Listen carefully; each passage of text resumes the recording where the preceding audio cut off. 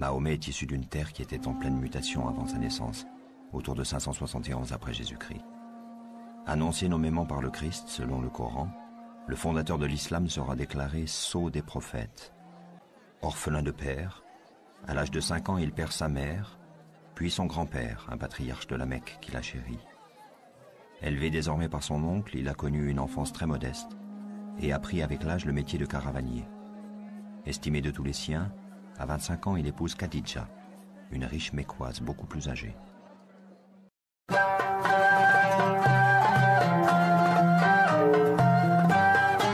Khadija, la quarantaine, de 15 ans plus âgée que Mahomet, était veuve de 2 époux successifs qui lui avaient laissé une fortune considérable. Dans ce couple, Mahomet, contrairement aux coutumes, s'était soumis à un régime monogame.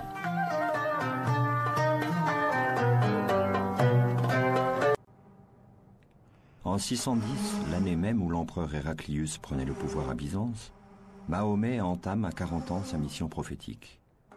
Le Dieu créateur, d'emblée affirmé, lui commande de lire et de transmettre ce que sera le Coran. Un premier groupe de versets le situe dans le sillage du monothéisme, le tout premier jet d'une révélation.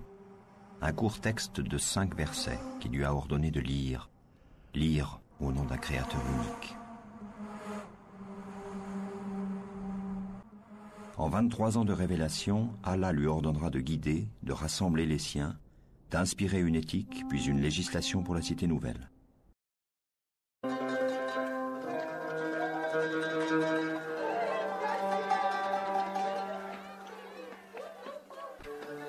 Son rang social le protégeant, on ne pouvait attenter à la personne de Mahomet. On va donc s'en prendre à ceux, parmi ses partisans, qui sont les plus démunis, les plus vulnérables, étrangers ou esclaves tels Bilal, ceux qui n'ont ni la gloire d'un lignage, ni le prestige de la fortune.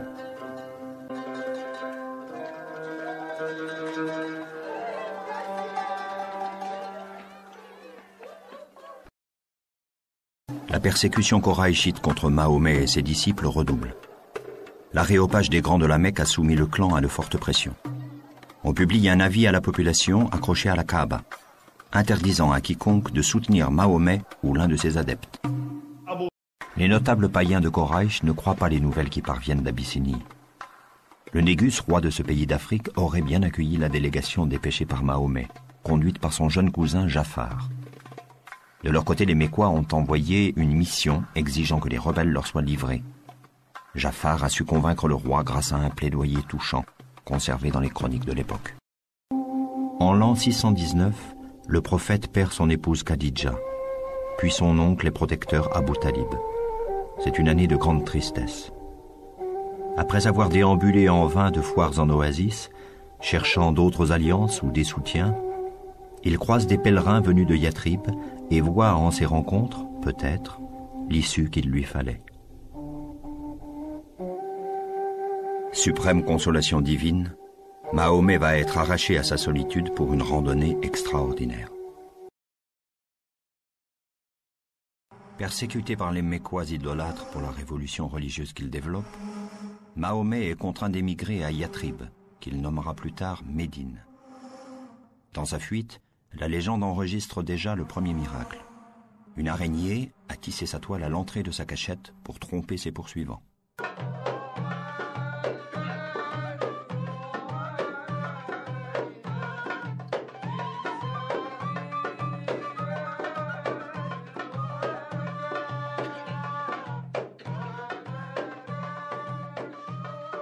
Triomphalement reçu par les petites gens de Médine, surtout les filles du clan de sa mère qui entonnent un chant resté célèbre, chacun voulait que Mahomet honore sa demeure de sa présence. Craignant de faire des jaloux, ou peut-être se rappelant des 1001 rivalités qui déchiraient la ville, il a laissé à sa chamelle le soin d'en décider. Là où elle s'arrêtera sera la nouvelle demeure du prophète.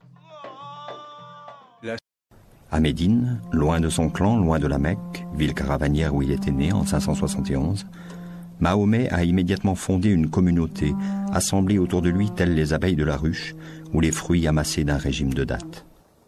Une bataille, celle de Badr, où Mahomet s'était emparé d'une riche caravane appartenant aux Mécois, a été le premier pas dans cette stratégie, partout déclarée dans la Révélation comme voulue par Dieu.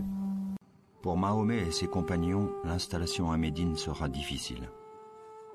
La reconnaissance de son seul rôle d'arbitre dans cette ville sera éprouvante, sans parler des efforts colossaux, des batailles et séditions qu'il aura affrontées, pour faire de Médine la vraie cité de Dieu. En 630, avec 10 000 soldats, Mahomet assiège la Mecque. On allume partout autour de la ville 1000 foyers d'immenses flammes. Sorti à la tombée de la nuit pour s'enquérir de ce qui se passe, Abou Soufiane, le chef des Mécois, est conduit au campement du prophète. Après une longue discussion, il finit par reconnaître l'unicité de Dieu, mais refuse de prononcer le reste, c'est-à-dire la reconnaissance de la mission céleste de Mahomet. On l'y contraint. Puis il rentre auprès des Mécois pour leur annoncer qu'ils doivent embrasser l'islam s'ils veulent éviter un désastre.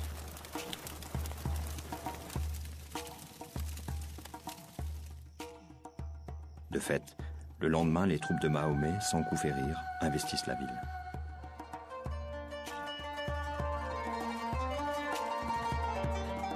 En ce jour, Mahomet reprend un geste fort, celui-là même que le Coran affirme avoir été celui du fondateur, Abraham. Il brise toutes les idoles. Dans ce panthéon, la Kaaba, il a seulement conservé, affirment certaines sources, l'image de Marie et de son fils. Il a dit « Partez, vous êtes libres ». Il leur a tous pardonné, et c'est là l'attitude qu'il a érigée en principe, celle que devraient suivre les musulmans jusqu'au jour du jugement dernier. Après la prise de la Mecque, lors d'une dernière tentative pour battre les troupes du prophète, les nomades et les païens ont réuni une immense armée.